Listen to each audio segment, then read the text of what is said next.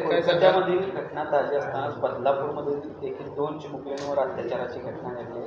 कसं बघता याकडे जनप्रक्षोभ तिथं 3 तासापासून त्या ठिकाणी ठिय्या आंदोलन सुरू आहे. बदलापूरमध्ये 2 अल्पवयीन मुलींवरती एका सुरक्षा रक्षक आणखीन स्वच्छता रक्षक यांनी मिळून अत्याचार केल्याचं घटना समोर आलेली आहे आणि पोलिसांकडून जेवढी वेळेवरती दखल घ्यायला पाहिजे होती तेवढी घेतली गेली नाही अशी तक्रार त्यांची समोर आलेली आहे.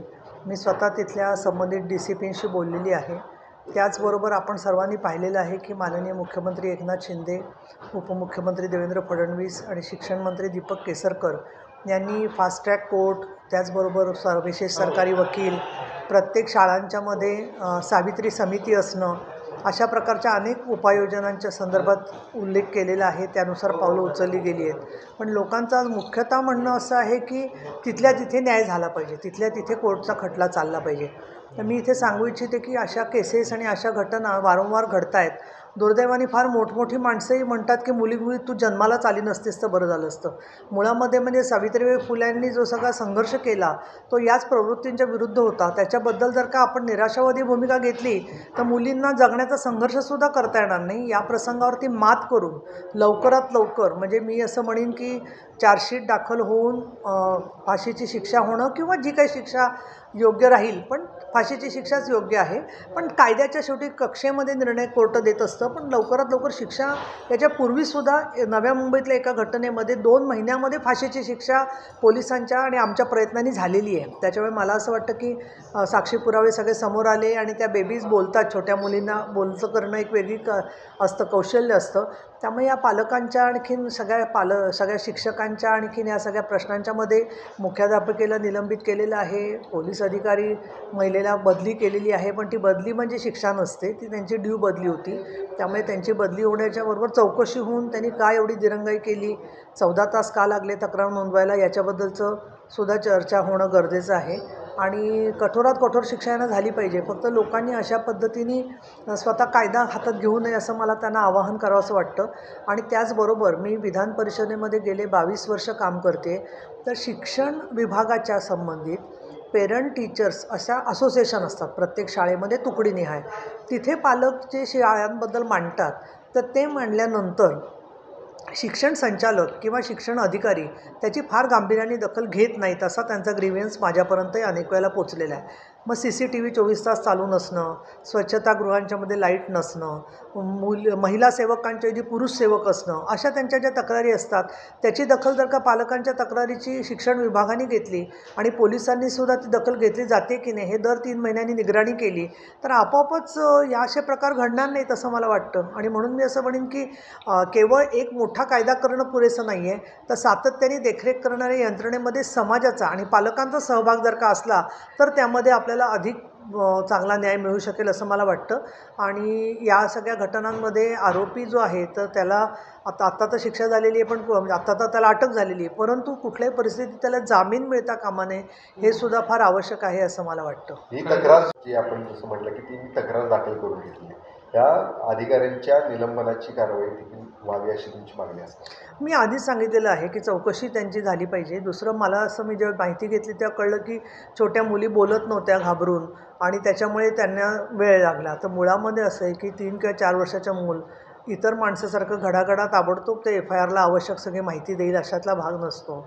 आणि अशा याला साक्षी पुरावे किंवा परिस्थितीजन्य पुरावे कसे गोळा करायचे ही पण एक कौशल्याची भाग आहे. आणि म्हणून पॉक्सोच्या केसेस कशा हाताळायचा याचं प्रशिक्षण तेवढं जर का महिला पोलिसांना नसेल तर ते दिलं गेलं पाहिजे. हे मी वारंवार पोलिसांशी सुद्धा बोललेली आहे. हा जो भाग आहे तो, आणि त्याच्यात दिरंगाई होत असेल तर माझा स्वतःचा असा अनुभव आहे की एक छोटी बेबी बोलतच नव्हती, पण तिला शेवटी ज्यावेळेला मी तिला एक छोटंसं गेम काढून दिला त्याबरोबर ती म्हणाली की 2-3 वेळा खेळली त्याच्याबरोबर आणि मग मला म्हणे मैं अभी सब कुछ आपको आंटी बोलूंगी.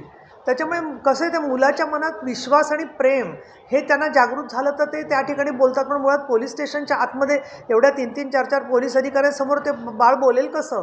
त्याच्यामुळे कुठेतरी एक वेगळी रूम, जशी कोर्टं आमची सेपरेट असतात पॉक्सोच्याबद्दल, तशासुद्धा विचार थोडा करणं गरजेचं आहे. मी सरकार अतिशय संवेदनशील आहे, पण प्रत्येक गोष्टीमध्ये आम्ही 12-15 वर्ष सांगून अधिकारी बदलतात, अधिकाऱ्यांमध्ये अनेक कार्यक्षम अधिकारी आलेले आहेत, पण व्यवस्था म्हणून बदलण्यासाठी पालकांचा आणि समाजाचा सहभाग जर का याच्यात वाढला तर मला असं वाटतं की नक्की त्याचा चांगला परिणाम झालेला आहे. खटले चालवले जातील. मात्र 3 तास झाले आहेत, अजूनही तिथं आंदोलन सुरू आहे. त्यामुळे वाहतूक व्यवस्था देखील विस्कळीत झालेली आहे. पोलीस आयुक्तांनी आताच त्या ठिकाणी 5 मिनिटात हे सगळं की ते पालक म्हणून संतप्त आहेत, परंतु तिथल्या तिथे न्याय मिळणं हे आपल्या कुठल्याही आत्तापर्यंतच्या पद्धतीमध्ये घडू शकत नाही. या गोष्टी न्याय मिळतोच, देर आहे लेकिन अंधेर नाही आहे. अनेक घटनांच्यामध्ये शेवटी शिक्षा मोठमोठ्या झालेल्या आहेत. मग त्याच्यामध्ये कोठेवाडीचा खून खटला असेल, मरीन लाईन्सला झालेली बलात्काराची केस असेल, अनेक केसेसमध्ये 10-10, 20-20 वर्षाच्या शिक्षा झाल्यात. मध्यंतरी तर एका केसमध्ये सांगलीच्या 3 वेळेला जन्मठेपेची शिक्षा न्यायालयाने दिलेली आहे. म्हणजे 20-20 वर्षाची शिक्षा अशी दिली म्हणजे तो सुटू नये आरोपी जो आहे तो कुठल्याही परिस्थितीमध्ये. त्यामुळे मला असं वाटतं की न्यायालयंसुद्धा खूप संवेदनशीलपणे आता द्यायला लागलेली आहेत निकाल जे आहेत ते, कारण त्यांनाही कायद्याची शेवटी जाड आहे. आणि त्यामुळे मला असं वाटतं न्याय, आणखी सरकार आणि पोलीस याच्यावरती त्यांनी जरूर विश्वास ठेवावा. आणि मी दुसरं तुम्हाला सांगेन की ज्या मुलींना न्याय मिळाला आहे अशा अनेक मुली मला माहिती आहेत की त्यातल्या एका मुलीचं आता लॉयर झालेली आहे आणि त्या मुली नंतर परत स्वतः पायाने उभ्या राहतात, आत्मविश्वासाने काम करतात. त्यांच्या पाठीमागे आपण राहिलं पाहिजे असं मला वाटतं. आणि म्हणून त्यांना कळकळीची विनंती राहील की पोलिसांना कुठली अशी पावलं उचलण्याची वेळ येता कामा नये. या दृष्टिकोनातून त्यांनी कृपा करून सहकार्य करावं.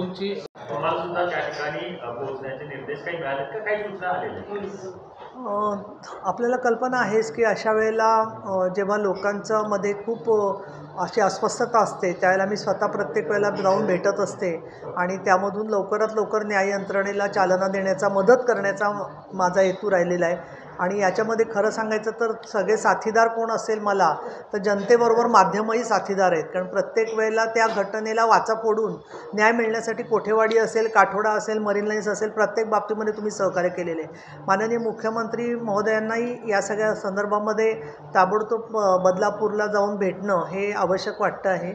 आणि त्या दृष्टिकोनातून लवकरात लवकर बदलापूरला पोचून तिथल्या पालकांना दिलासा देण्याचा सुद्धा मी प्रयत्न करते आहे. आणि त्याचबरोबर पोलिसांच्या काही त्रुटी राहिल्या असतील ते मी स्वतः त्याची छाननी करून त्याबद्दलचा नीट अहवाल माननीय मुख्यमंत्री आणि गृहमंत्री यांच्याकडे देणार आहे.